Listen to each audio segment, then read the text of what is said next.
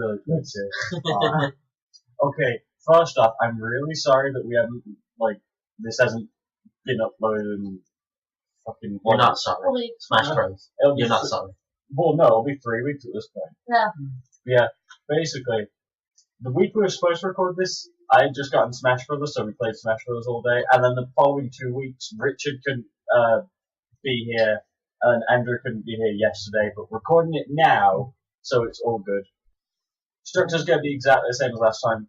Since we want to go do stuff, we will hopefully make this a little more concise, or at least I'm going to try to. I'm not sure about you guys. So if you guys wouldn't mind, who wants to kick it off? You went last time. You can go first this time. Okie dokie. Richard, let's hear your favourite Generation 2 starter. Right, I will say straight away that most of the Pokemon I've chosen for this generation and the next 2 will be based on just design, just because I haven't really used them in the games, to be honest. But yeah, my favourite starter, I'd say, on the design at least, is Meganium. You're getting it right earlier. I don't know. But yeah, solely because, I don't know, it's the first and only starter that is a fire type that I love. But yeah, I like the design of it. It seems alright. Yeah, that's that. Next. Go ahead. Typhlosion. Flaming Honey Badger. Do I need to say any more? Like, Honey Badger's this badass animal going, and then it's on fire. Or at least that's what its design was based off, you tell me. But yeah, that's about it. Typhlosion for favorite.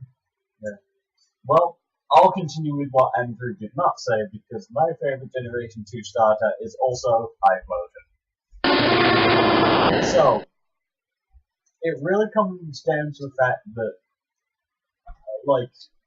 I like Charizard in Generation 1, but I like Blastoise more, and Typhlosion is really similar to Charizard stat-wise, at least from what I can remember. So, it just stands to reason that I would like it, and I'm not too big a fan of Ralligator, I'm not too big a fan of Meganium, and like Andrew said, Typhlosion is a flaming honey badger, and it's called the Volcano Pokemon, I think. It's either Volcano or Eruption, it's something like that. It's an amazing Pokemon, and I don't know, I just, as you'll see through these series of lists, I don't favour one type over the other when it comes to starters all the time, obviously. But, fire types are sort of, there aren't many fire-type starters that I really, really like, and Typhlosion, probably mostly based off of nostalgic reasons, but I love Typhlosion. I also like the fact that it's not mostly red or orange. It's mostly yellow and blue.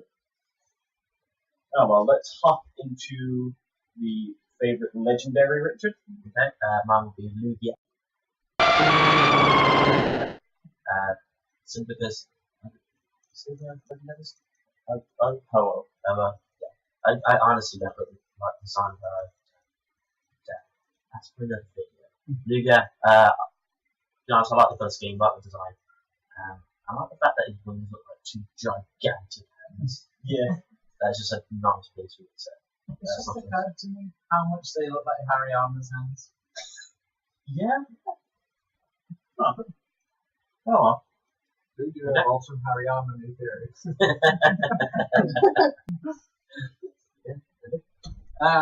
Right. I don't think this is a particularly popular opinion, but Celebi is my favourite.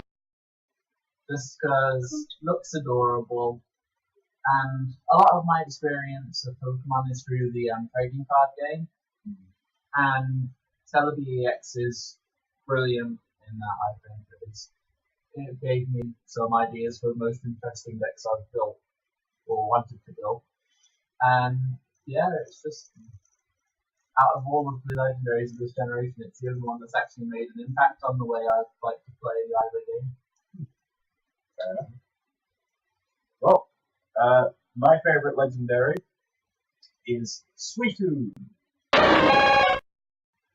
I'm leaving a pause there so that it makes the editing easier. So I like the concept of the legendary beast in general, and I really like the fact that, you know, it's sort of like that. If you guys have heard of that theory where it's like they were EVs or evolutions that died in the Burning Tower, or the Brass Tower, I can't remember what it was called beforehand, and Ho-Oh brought them back as more powerful Pokemon. I like that theory, but I also love Suicune's design. Like, it looks so elegant, and I like Ice type. And, alright, I wrote this list up before I got Smash Brothers, but Smash Brothers gave me another reason to, Smash Brothers gave me another reason to like it, because Suicune in that game, when you get it out of a Pokeball, is amazing. It freezes you, well, freezes your opponent and sends them off the fucking edge, and they can't do shit about it. It's absolutely hilarious to me, chewing gum. But yeah, I like Suicune. I like the fact that it's the only legendary beast that isn't a roaming legendary, because everyone hates roaming legendaries. Your turn, Richard. You're number 5 pick. Okay. Number 5. It's Scissor. Caesar. That one, yes. Just like the design of it, really. Quite cool. That's about it. Quick Steel's a nice type. Right, for me, it is Gligar. Just because I do quite like his typing. Can't quite remember what it is right now. Ground flying, I think. What is what? It's One of the two. It's either ground flying or rock flying, I can't remember. I'm tempted to say it is ground flying now. But yeah, I really like his typing. I really like his evolution. If not didn't exist yet. Yeah, I quite like both of its types. Whichever its Earth-based type is, tends to be quite good for story Pokemon. Flying, so it's Roost. Tends to be a good Toxic Scorer. That's exactly the kind of Pokemon I like. It's how I built my Venusaur when I played him. So yeah, he's just embodies a lot of qualities I like, and he's cute again. Really. No. Yeah. Alright. My number 5 is another ground type, Donphan. Donphan, if I remember right, was one of the first Generation 2 Pokemon revealed in the anime, because there was that guy who used it against Ash in the first Pokemon movie. So, no idea what you guys are doing. I did. So, I'm not entirely sure what draws me to Donphan, because it is a pretty simple design. I think it's just because I'm a Sonic fan, and I kind of like things that curl up into a ball and go fast. I don't know. I mean, if it wasn't clear enough from my Generation 1 list, I really like ground types. I don't like Phanpy too much, but I don't know, the armored look along its like face and back and all that stuff. Just a really cool design to me, to be honest. I don't think it's a bad Pokemon. If it is, I haven't heard too many people say it. But yeah, that's about it. Richard? Okay, well done. Yeah, I'll put Donphan as well, as number 4. Solid because, yeah, Solid was a pretty big thing back when I was a young Lee. So, yeah, things that curl up and roll fast. And with the added effect that it can probably kill you. Yeah. Not bad design, so that's fine, but same thing that you said. Right, for my 4th, it's Skarmory. Simply because, again, flying type. I seem to quite like flying types. I never noticed this before, but yeah, flying steel seems like a cool typing to me. again, another story Pokemon can do hazards, which is another thing I like. Looks awesome. There's not really much more to it than that. Okey-dokey. Right then, so my number 4 pick is. The reason I keep saying numbers because I have to remind myself where I am because I'm going last this time. My number 4 pick is, I believe, another Grand Cup. No, wait, it might be Rock. Either way, Tyranitar. So, Tyranitar looks like Godzilla. That's about all there is. It looks like Godzilla with a scary face on its chest. Not a big fan of Mega Tyranitar because it makes him look too. I don't know. I kind of want to say bulky, but it's not quite the right word. It makes him look too big. But And much like it. it's something like that. Much like the Pikachu. Yeah. Yeah. Yeah, Pupitar's a bit weird. How you have the little dinosaur thing, then a cocoon, then Godzilla. But anyway, I always found it like a really threatening looking Pokemon, and I'm not sure. I normally don't like green stuff, especially the shade of green Tyranitar is. But I don't know. That's a nice shade of green. I'm just talking about that weird like sickly green. Oh, you meant like on me for a dollar. Either way, Tyranitar, just a powerful Pokemon, really. Again, if I remember right. A lot of my choices are based on design just because that's how I pick the Pokemon that I like, really. But, yeah, I like Tyranitar, and I've used a couple, and they served me well. Ricardo, number 3. Okay, I'll put my number 3 place with Akon. See if there's like a purple monkey with a hand for its tail. You could spank the monkey. Which is what animal that's like. Oh my. Let's just not have the You open guys love forces. talking about this. Like his beauty. You love talking about that. I just love taking this. Especially since I'm now having I don't remember this conversation, honestly. But yeah, that's my choice. Right, my number 3 has appeared twice in this video already. It's done.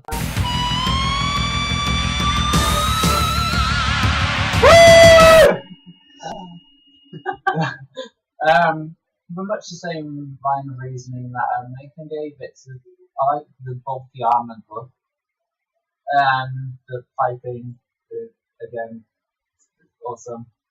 And much like Celebi, a lot of my experiences with the TCG, and non-fan is one of the only uncommons to ever actually make a deck.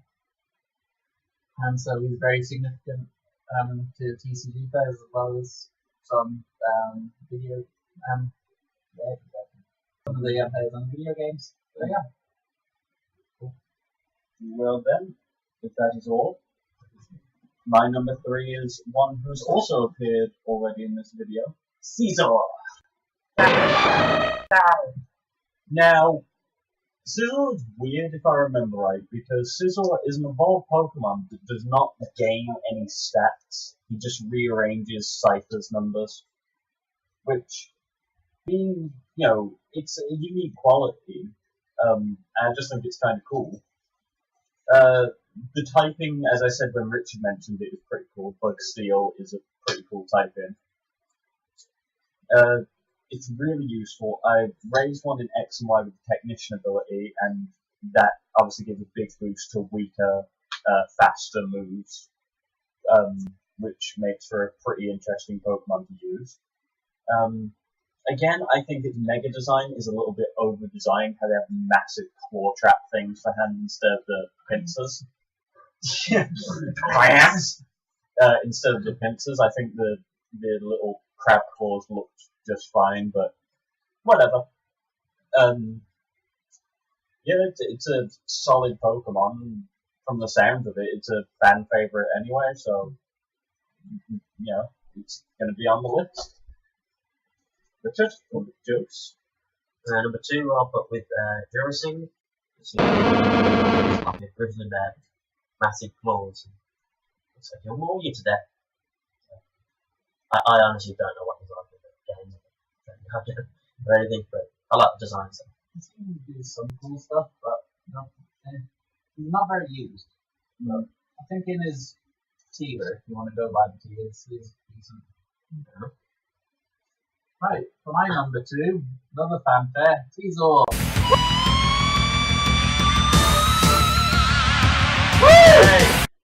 God, that's 2 in one video. Yeah, and I've been wanting to say it the third time in both instances.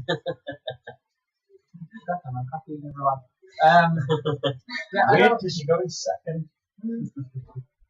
Yeah, I don't know how much there is to say that hasn't been said already, really. Like, you're just going to hear the same thing for the third time now. So yeah, do I really need to go over it for the third time in this video? Unless you have any sort of unique reasoning or point that we haven't said already. The only difference is I actually like his mega design because his colours look awesome to me. And that's about it, really. Fair enough.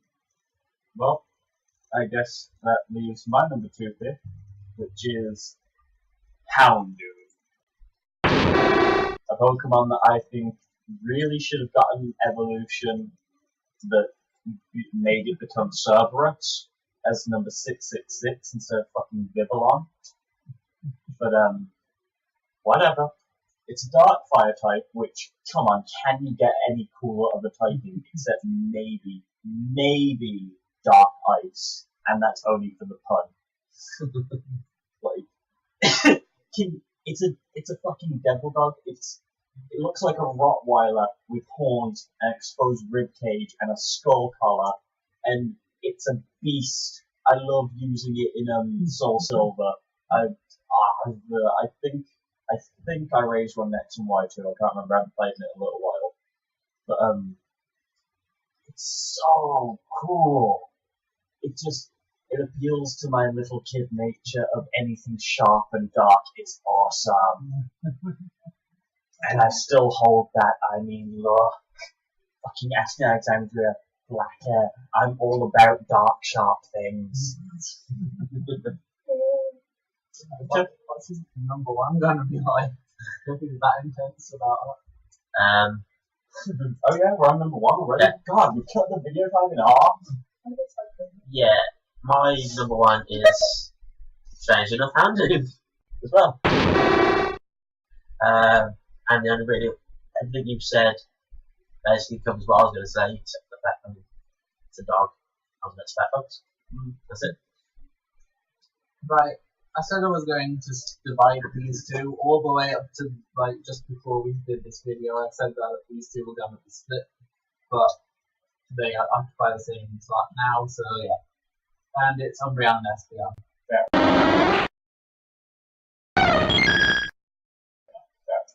Like I can't do it, man. I can't choose. It's cool. I'll put both of them up. Don't worry. But yeah, both of them look awesome. They're part of my favorite gimmick in the game. Wait, which game?